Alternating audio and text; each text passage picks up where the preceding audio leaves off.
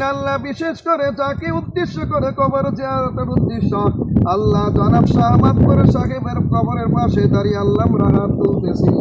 আল্লাহ জানি না কবরে তার সাথে কি ব্যবহার করা হইতেছে। আল্লাহ দুনিয়ার কোন ভুলের কারণে যদি আযাবের ফেরেশতার হাতে ধরা খেয়ে থাকে আল্লাহ আমরা তার পক্ষ থেকে ক্ষমা চাই। আল্লাহ আপনি তার কবরটাকে জান্নাতের বাগান বানাইয়া দিয়েন। রব্বুল আলামিন আল্লাহ বিপু মাতবর সাহেবের আল্লাহ বাবাই গোরস্থানে ঘুমিয়ে রয়েছেন রশি মাতবর সাহেব, আল্লাহ আপনি তার কবরটাকে জান্নাতের বাগান বানাইয়া দিয়েন। আল্লাহ তার কবরের সাথে জান্নাতের সাথে সংযুক্ত করিয়া দিয়েন। আল্লাহ এমনি ভাবে আমরা এখানে যারা হাত তুলেছি আল্লাহ আমাদের আত্মীয় স্বজনদের মধ্যে যারা যেখানে অন্ধকার কবরে ঘুমাইতেছেন আল্লাহ আপনি সকলের কবরটাকে জান্নাতের বাগান বানাইয়া দিয়েন। আল্লাহ জনাব একব্বর মাতবর সাহেবের আল্লাহ মা বাবা দাদা দাদি আল্লাহ যারা অন্ধকার ঘুমাইতেছেন আল্লাহ আপনি তাদের কবরটাকে জান্নাতের বাগান বানাইয়া দিয়েন। আল্লাহ আমার মাও অন্ধকার কবরে ঘুমায় রয়েছেন আল্লাহ আপনি তার কবরটাকে জান্নাতের বাগান বানাইয়া দিয়েন। রব্বুল আলামিন আল্লাহ এমনি ভাবে এই গোরস্থানে আল্লাহ মাতবর বংশের মধ্য থেকে আরো যত মানুষ এখানে ঘুমিয়ে রয়েছেন আল্লাহ আপনি সকলের কবরটাকে জান্নাতের বাগান বানাইয়া দিয়েন।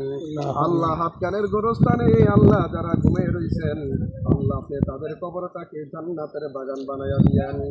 আল্লাহ রমজান মাসে তো আল্লাহ তাদেরকে সাধারণ ক্ষমার ঘোষণা করেছ, সকল কবরবাসীদেরকে রমজান মাসের উসিলায় সাধারণ ক্ষমার ঘোষণা করেছ।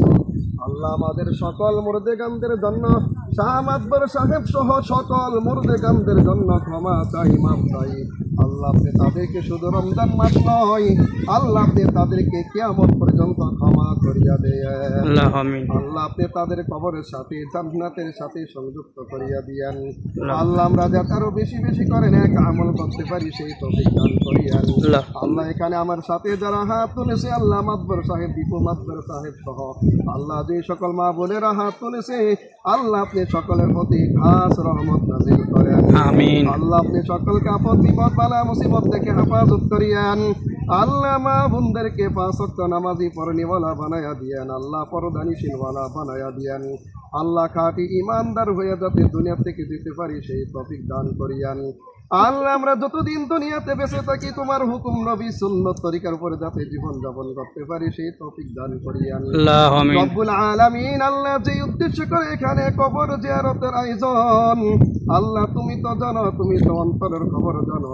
আল্লাহ দয়া করে শাহ মাতবর সাহেবের আল্লাহ কবর মাতবর সাহেব সহ যত মানুষ যারা যে উদ্দেশ্য করে হাত তুলেছে আল্লাহ আপনি সকলের মনের নেক মাকসাদগুলো আল্লাহ আপনি পূরণ করিয়া দিয়েন।